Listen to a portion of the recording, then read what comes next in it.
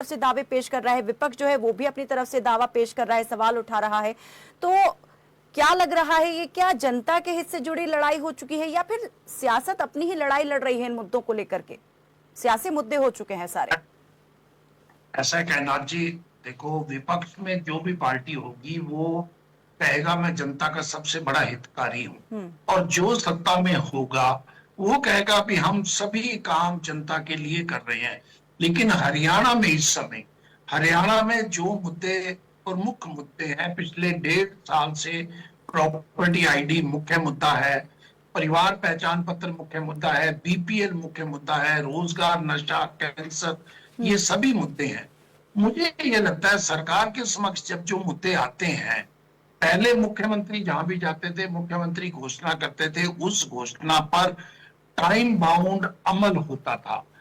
मेरा तो यह भी कहना है विधानसभा में जिन मुद्दों को उठाया जाए, जो विधायक जनता के मुद्दों को उठाते हैं, ना केवल उनके जवाब गोल मोल दिए जाएं, बल्कि स्पष्टवादिता से यह कहा जाए कि इस काम को इतने महीनों में, इतने दिनों में, काम की नेचर के अनुसार उसको समयबद्ध तरीके से पूरा किया जाए।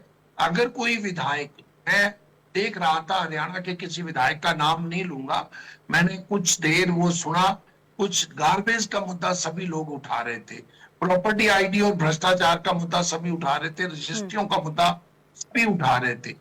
इस समय सरकार में जो सबसे बड़ी जो कमी है भारतीय जनता पार्टी की सरकार में, मुझे ये लगता है अधिकारियों की जवाबदेही जो है ना वो समाप्त हो गई है। ऐसा लगता नहीं है कि अधिकारी जवाबदेह हैं, जिस कारण इतनी कठिनाइयां आ रही हैं। विपक्ष बटा हुआ है, कांग्रेस में भी कुछ आपस में बंटवारा है, जिस कारण भारतीय जनता पार्टी सत्ता में आ गई। लेकिन भारतीय जनता पार्टी को इस समय लगभग 1.5-2 वर्ष हो गए हैं, अक्टूबर 24 के बाद 1.5 वर्ष बीत चुका है। कुछ सख्त कदम लेने होंगे प्रशासन को दुरुस्त करने के लिए। लेकिन भाटिया जी, आप कह रहे हैं कि अधिकारियों की जवाबदेही तय नहीं है।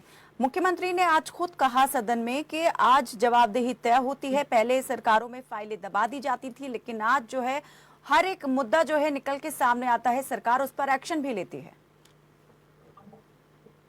कैनाथ जी, ये कहने के लिए बहुत अच्छी बात है, हर सरकार यही बात कहेगी। आप कोई शिकायत सीएम विंडो पे करके देख लो। मैं कहता हूं जब सीएम विंडो आरंभ की गई थी मनोहर लाल जी के समय में, उसके रिजल्ट आते थे, लेकिन अब सीएम विंडो कमजोर हो चुकी है।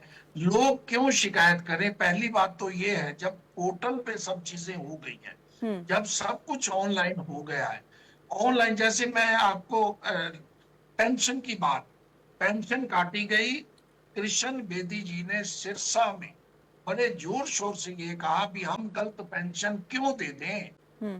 मुख्यमंत्री जी ने सभी ये कह दिया किसी की पेंशन नहीं काटी, दोनों में विरोधाभास था। और पेंशन, एक चीज और है, पेंशन लगाना ना तो कांग्रेस का काम है ना इनेलो का काम है। जब पेंशन पोर्टल पे लगती है, परिवार पहचान पत्र के माध्यम से लगती है, उसमें आय भी लिखी जाती है, उसमें आयु भी लिखी जाती है। एक व्यक्ति गलत पेंशन क्यों ले? हाँ, मृत्यु, जो किस व्यक्ति की अगर मौत हो गई है तो उसकी पेंशन काटना चाहिए, वो कटनी चाहिए, वो सही है। लेकिन आप जब इलेक्शन होता है, आप 71% लोगों को बीपीएल की सूची में ले गए।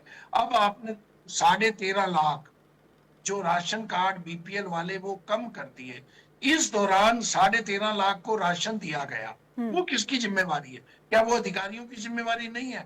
अगर 13.5 लाख व्यक्ति 1.5 साल, 2.25 साल से बीपीएल का लाभ ले रहे थे, तो वो नुकसान किसका है?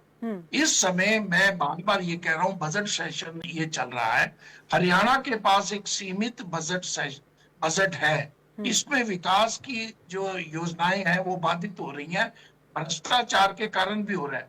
अब एक चीज मैं लास्ट बता के फिर आप चल, फ्लड की बात है, अभी फरवरी खत्म होने वाला है। आमतौर पे जून में फ्लड जो है वो आता है, और फ्लड के रख रखाव के लिए जो भी योजनाएं बनेंगी मई जून में बनेगी, और ऐसा किया जाएगा कि मई जून में उन दिनों योजनाओं को मंजूरी दी जाए। करोड़ों रुपए लगते हैं। मैं सिरसा में घग्गर की पिछले वर्ष 6.25 करोड़ रुपया उसकी मजबूतीकरण, उसमें गट्टे खरीदने के लिए, जो बैग होते हैं, सैंड बैग खरीदने के लिए, और उनकी मजबूतीकरण पे बिल पास हुए हैं। मैं ये ऑन रिकॉर्ड कह रहा हूँ, चेक इसकी मैं आपको कागज भेज सकता हूँ। लेकिन वो होते कब है? इस समय फरवरी मार्च में काम आरंभ हो जाना चाहिए ताकि जी। मजबूतीकरण हो जाए। वो मई जून में जब बारिश होगी, थोड़ा सा मिट्टी का काम हुआ होगा, ऊपर से बारिश आ जाएगी, नदी में पानी आ जाएगा, फिर कहेंगे जी अचानक पानी आ गया, हमने तो काम किया था। सब भ्रष्टाचार इस ढंग से होता है। प्रॉपर्टी आईडी अगर ठीक करवाने की जो ओंकार सिंह जी बात कह रहे थे, हर जगह पे, हर नगर निगम, नगर पालिका, स्थानीय निकायों में लोगों को परेशान होना पड़ रहा है।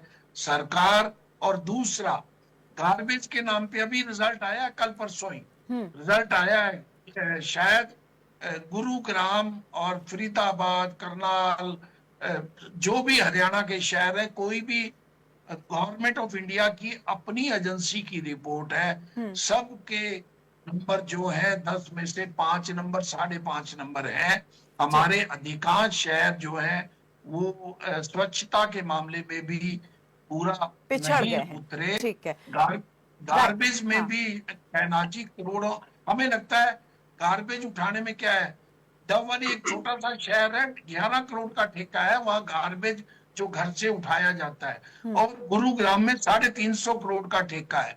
इस पे अरबों रुपए लग रहे हैं, लेकिन वो काम नहीं हो रहा। सरकार को इस मैं और बार ध्यान बार देने कहता की हूँ, जरूरत है। सरकार की ठीक है। राय सिंह नीयत गुर्जर जी। ठीक हो सकती है, लेकिन एक सेकंड, नीयत ठीक हो सकती है, लेकिन अधिकारियों की जिम्मेवारी ना होने के कारण सब कुछ इस समय गड़बड़ चल रहा है। ये मेरा कहना है।